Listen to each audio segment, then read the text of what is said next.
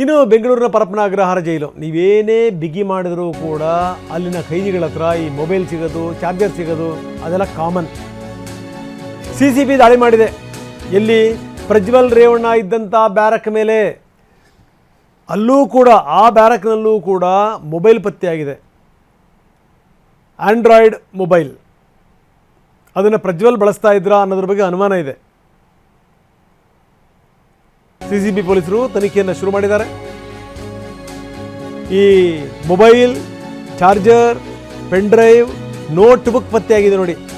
Redmi Android mobile, white charger, ಇದೆಲ್ಲದೂ ಕೂಡ ಪತ್ತೆಯಾಗಿರೋದು. ಅದನ್ನು ವಶಕ್ಕೆ ಪಡೆದಿದ್ದಾರೆ ಪೊಲೀಸರು. ಒಂದು ಪೆನ್ ಡ್ರೈವ್ ಪತ್ತೆಯಾಗಿದೆ, ನೋಟ್ಬುಕ್ ಕೂಡ ಪತ್ತೆಯಾಗಿದೆ.